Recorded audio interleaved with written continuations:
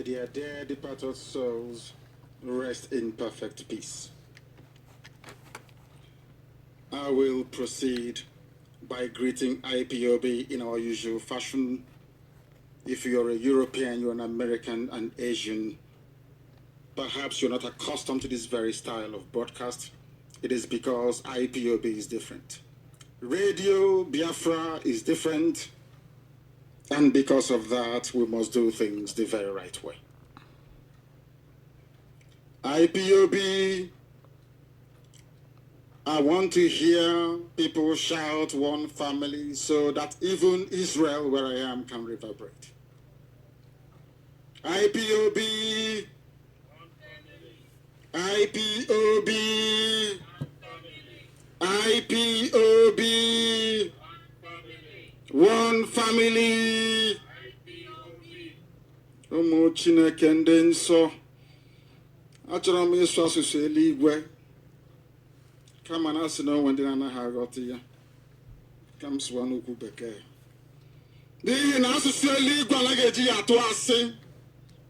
Eziokwu Chineke ka anyị na-agbasa, that the world may know that all we desire is freedom. We have no shred of hatred within us. We are frustrated because the enemy is recalcitrant. They do not understand. They do not wish to understand. But eventually they will. For Biafra must come. I am in Israel. Biafra must come.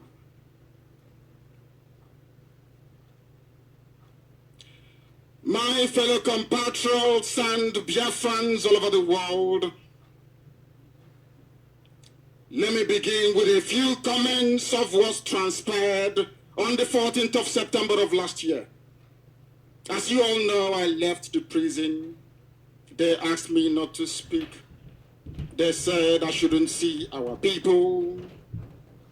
They said all manner of things in order to cage me, to restrict me, to tie me down, to suffocate me. They wanted to insult the very essence of IPOB. In the style that I'm accustomed to, I said no, that it cannot happen. I went out to preach the gospel and to rally. To some people, that was too much for them to bear. There is nobody who can accuse IPOB of engaging in any form of lawlessness. All we did was to gather together, to rally and to pray. On the 14th of September, this very administration of Buhari, run by a Jubril of APC, decided to send killers into our land, into our peaceful land, to kill us. They sent them to my house to kill me, my father, my mother, and my siblings. They came to destroy Afaruku as a community. 2 jets were hovering overhead. They stormed into my house, and I sustained very severe injuries. And in the process of trying to defend me, 28 men fell. They are forever our heroes. That evil is what the murderous Nigerian regime called the Python dance, with their collaborators in Igbo land and elsewhere. As you already know, it is indisputable that the sole purpose of that evil dance was to kill me, members of my family, and innocent but brave Biafrans. It is tried that there was no justification for such lethal military operation. I was preparing to go to court on the 13th of October. I rallied at Ohafia and I told the powers that be, including Jubril, that I will bring 2 million men to Abuja. They didn't want me to go to Abuja because they had no case against me. They were afraid they would be disgraced before the world.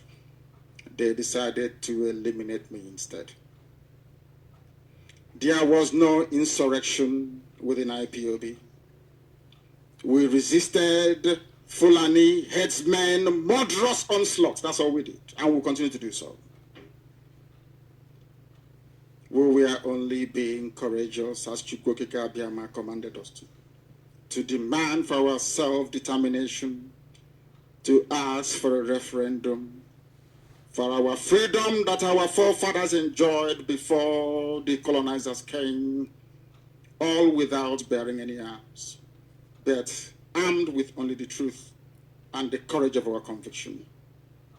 This was what they sought to suppress by means of fear. They wanted to intimidate us. They wanted to murder us into submission, but they failed comprehensively because we are IPOB and I am Nnamdi Kanu. No mortal flesh can kill me. They've not given birth to that very person, but I shall return, I assure you. I said it in 2015 that I was going back to that very country, and I returned. And if I assure you that I'm coming, you know that I'm coming is definite. Since they didn't want me to come to court, I will come back to Biafra land. They have failed, and they will continue to fail. They can murder us as much as they like, but any day we decide to retaliate, the world shall bear us witness that they provoked us. I thank you all for standing very tall, especially our mothers, those who rallied in Akwa Ibom, those who rallied all over Biafra land, those at Owerri, our mothers who were humiliated by one Fulani man only in Imo State, those that called themselves elders, they kept quiet, as the most prized possession of our people, which is our mothers, our grandmothers, and our daughters, we are comprehensively humiliated. But they are our heroes, and we shall continue to honor them for their bravery and their sacrifice. I thank IPOB all over the world for standing tall and strong against tyranny, against ethnic cleansing. I feel for those in the Middle Belt, and I wish they can rise up to join IPOB, that they too may be free. We are standing against sheer evil and complicity of collaborators within our midst. In the fullness of time, I will tell you the rest and of the story and what I had to undergo, what my family have had to endure, how others survived that very attack, and how IPOB security and intelligence made sure that I was evacuated from my compound. From this very day, let me assure you all that we as a people are determined to ensure that those that carried out the dastardly assault on my compound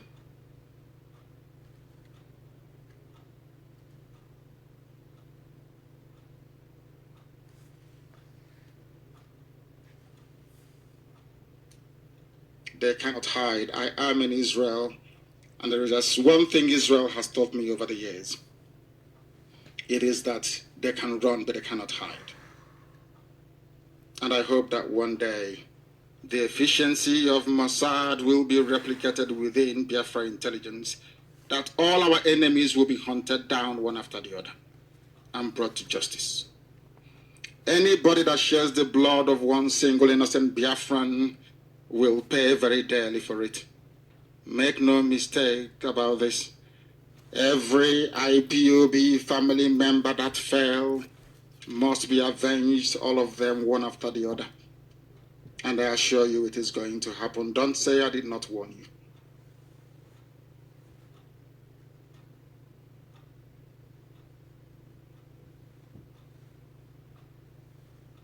On my father's compound, who is a traditional ruler, the desecration of that very stool.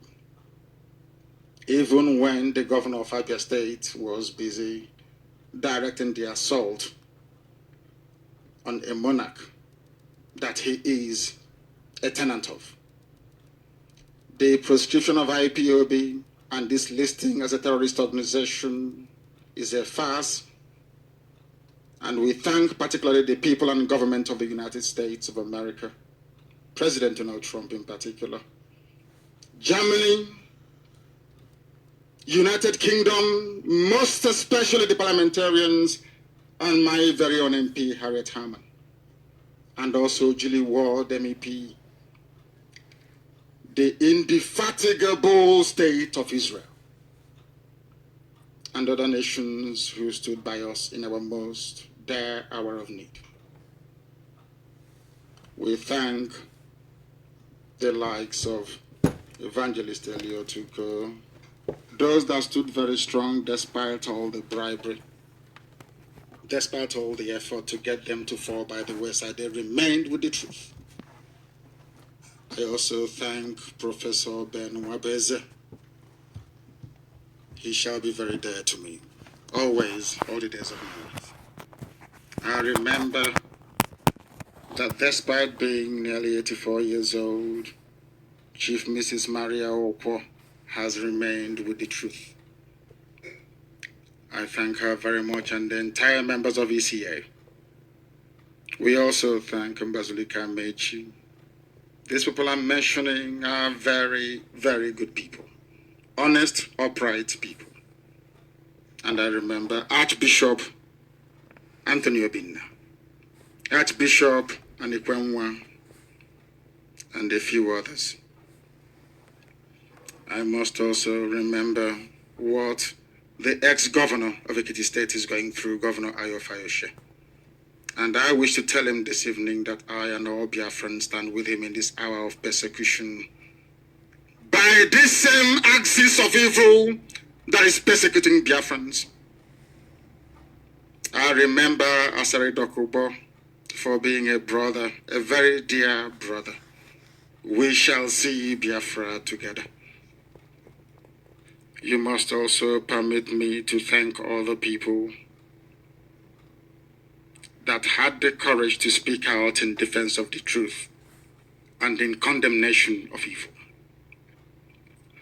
Our team of barristers, led by Ifeanyi Ejiofor, and our special counsel, the very knowledgeable barrister Lawyer Jimako, they have waged a very stellar legal war,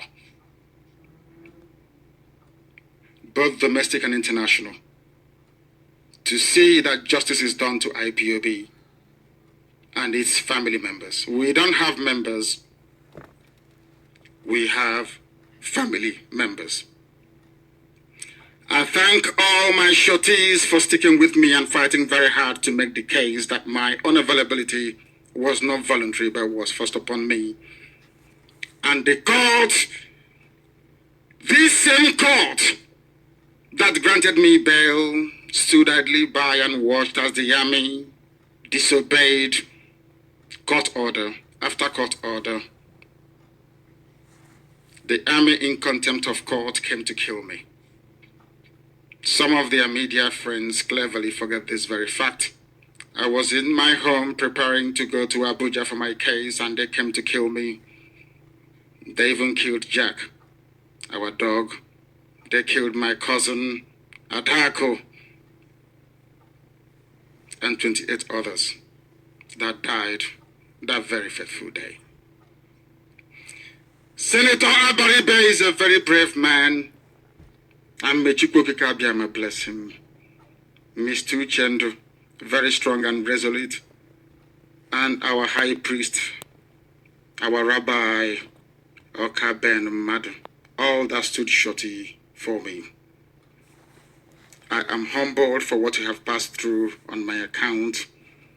Your names will be written in gold in the course of time. Regarding my legal case and the lies being peddled by some segments of APC-friendly media,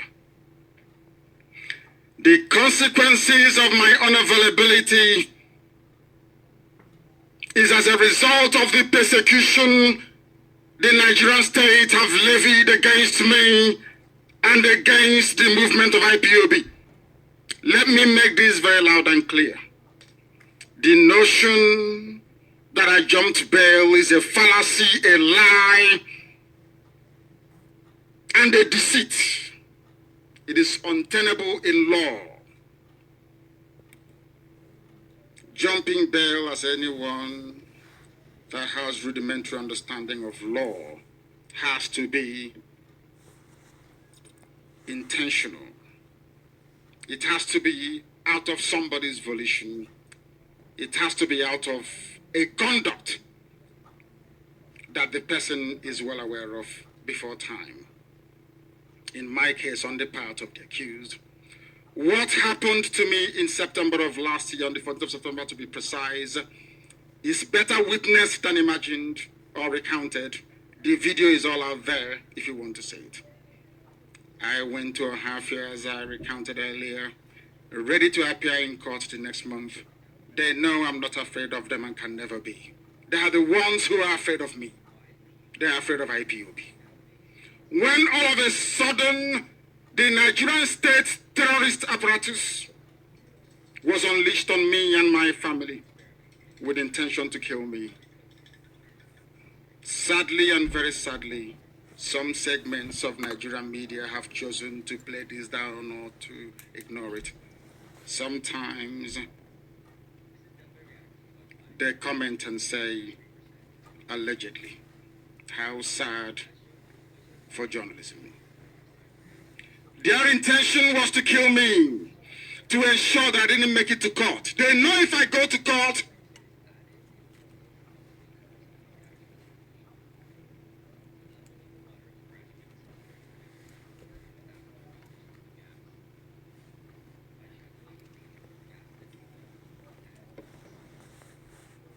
that very country will no longer be the same again.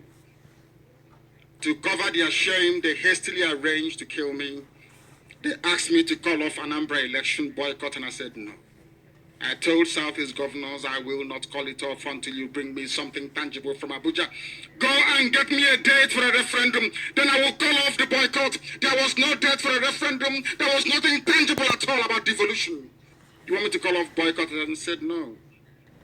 They arranged to have me killed. If Nnamdi Kanu is killed and out of the way, then they can continue to enjoy their one Nigeria. They didn't want me to make it to court to prove my innocence, to prove that they have no case against me. As I told them then and I tell them now, Nigeria cannot jail me. I will fight this very case. When that failed, they deployed every mischief to frustrate every effort I made to get this very case going. Part of their strategy was to ensure that the court would hold no hearings on the peculiar circumstances of my own availability. But they succeeded at it. Because till now, Binta Nyako's court is yet to hold a hearing about the circumstances or what led to the Nigerian army to come to my house to kill 28 people.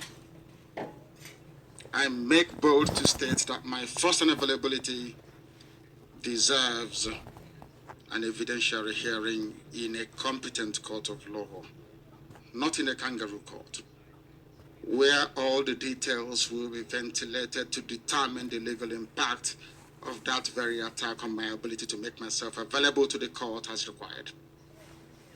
That such a hearing was never allowed to happen in Binta Nyako's court is utterly disappointing. And that specifically is what is causing the current impasse. As someone out on bail, why would the Nigerian government come to kill me and pretend or lie through their feet that I jumped bail when I am a ward of court and therefore deserve the protection of the court throughout the duration of my trial? Had the court found it fit to have such a hearing, had this very cause demonstrated by way of an order that I should not be shot on my way to court, we would not have this very impasse. But they know the truth, but they conceal it, they hide it, because Nigeria is a country of darkness, of evil, of wickedness. I will return to my land of Biafra. I am not a Nigerian. I renounced everything to do with Nigeria on or around December of 2015. I am a Biafran and I hold British citizenship. Only upon a clear pronouncement of the intentions of that very court, which I suggest to them, should be free of any interference from the executive, will this very case move forward. The circumstances surrounding the invasion of my house, the invasion of the home of His Royal Majesty, is Israel Okukan. You must know that my father's name is Israel, and it means a lot. Going forward, there must be guarantees by the international community so that this case can proceed, and I will prove once and for all that there is something fundamentally wrong with the brain of those that run Nigeria, because I will demolish them in a court of law. For now, let me restate my position that I committed no offenses known to law. What they are charging me with doesn't exist, and they know it. I have no weapon. My only weapon is a microphone. And my courage that Chukwu Kabiama gave me. But it's up to those who persecute me to see reason to call their troops home. Let me state also categorically that IPOB worldwide is committed to the liberation of the land of Biafra from the shackles of tyranny. And we will not relent until a referendum is conducted. If you want us to do anything with you, if you want us to conduct any form of participation in whatever it is that you're doing, there must be a referendum to decide the quest for self-determination for Biafrans. That is our red line. It is not negotiable. We intend to achieve our goal through any means recognized by national and international laws. My fellow Biafrans, my compatriots, please indulge me to sincerely thank the State of Israel, the persecuted Jewish community in Biafra land, and Israel, and worldwide, who through their prayers and actions contributed in no small measure in assuring my physical safety and well-being. May Chukwu Okike Abiama bless the land of Biafra. May Chukwu Okike Abiama bless the land of Israel. Our destiny is before us, and nothing is going to alter that very path. Southeast and South-South are one. There is nothing like Niger Delta. There is nothing like South-South. There is nothing like Southeast. All we have is Biafra. Our mothers in Akwa Ibom protested. Our mothers in Iguacha protested and are still protesting. Okonko is an Anan culture. Abariba people are descended from Akwa Ibom, Ibibio land. Ebe is of Efik culture. But you find all these things in Igbo land. The divide and rule tactics of the colonial era and the internal hegemonic tendencies of Kowari One North have perpetuated these historical distortions. Onwegi ihe ọbụla ndị iro pụrụ ime. Ekwensu na-agba mgba n'efu.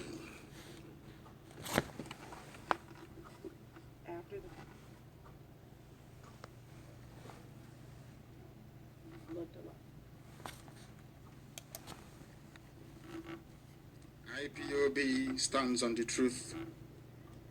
We do not move from our position. And our position is very simple.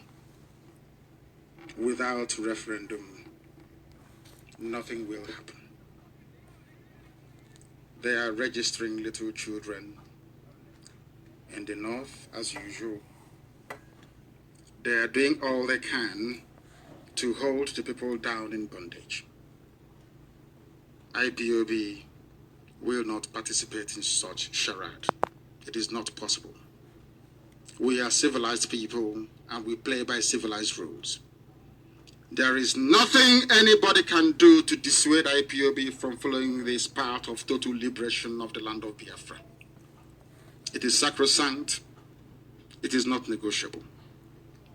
My fellow Biafrans, as I've always said to you before, and I will continue to reiterate, those of you that stayed the course during my absence, my enforced absence, those of you who diligently pursued the path of truth and of hard work and of discipline and application will be rewarded with the coming of a free Biafra. We are not like other people, because as I once reminded you before we came, there was nobody like us. Now that we are here,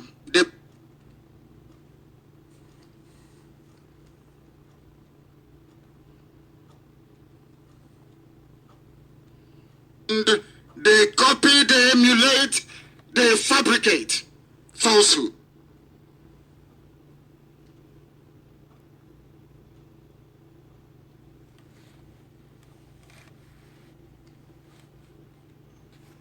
But they can never be like us. Long after we are gone, they will wish we lived forever. IPOB is very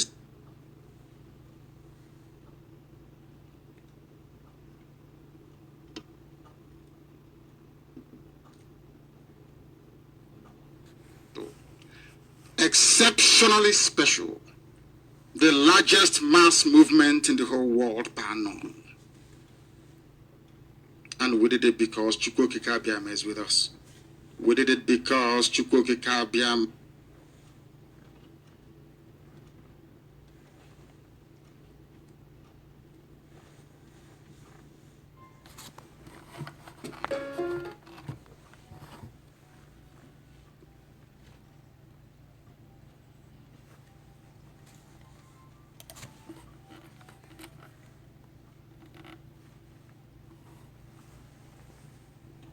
created IPOB himself, and we are here to pilot its affairs. We will not prevaricate. We will, like Pa Ayo Adebanjo, these are truthful people.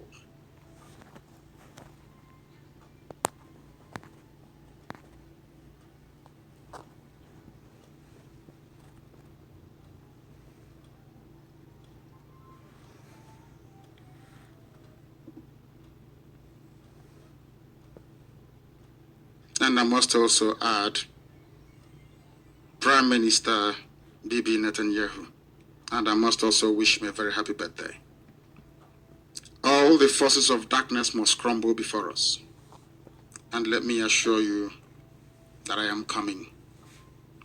I am coming, and nothing can stop Biafra from reimagining. Absolutely nothing. Let me close by saying this. Everybody should pay particular attention.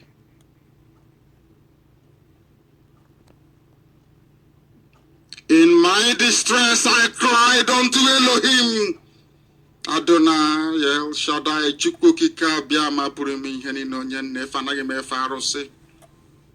I'm not an idol worshiper. Chukwuokike Abiama will kill me any day I do. I came to Jerusalem, you call it Jerusalem, where I prayed many years ago, and I had this revelation that Biafra will be restored. There is only one creator, not two, not three, not four, only one. If only our people can understand it. If only our people can follow the light, they will be liberated.